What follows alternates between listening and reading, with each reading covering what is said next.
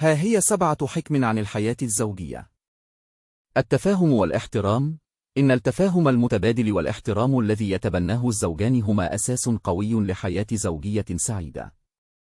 يجب على الشريكين أن يكونا مستعدين للاستماع وفهم بعضهما البعض وتقدير احتياجات ورغبات الآخر. 2. التواصل الفعال. القدرة على التواصل الفعال تلعب دورا حاسما في نجاح الحياة الزوجية.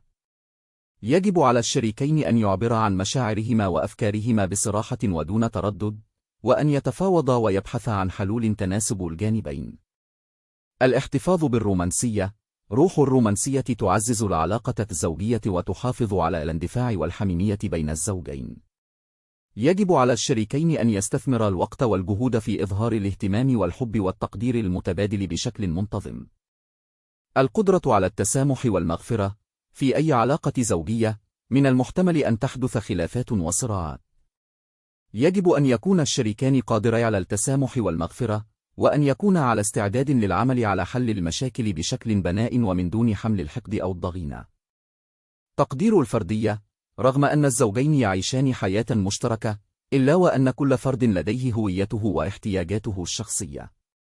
يجب على الشريكين أن يحترما هذه الفردية ويدعم بعضهما البعض في تحقيق أهدافهما الشخصية والمهنية.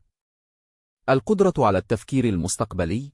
يجب على الزوجين أن يتخذا القرارات وفقا لرؤية مستقبلية مشتركة. يتعين عليهما التفكير في الأهداف الزوجية المشتركة ووضع خطط لتحقيقها، مع الأخذ في الاعتبار تطلعات كل فرد. العناية بالصحة العاطفية والجسدية. لا يمكن الاستمرار في الحياة الزوجية الناجحة دون الاهتمام بالصحة العاطفية والجسدية لكل من الزوجين. يجب على الشريكين أن يولوا اهتماما للراحة النفسية والصحة الجسدية.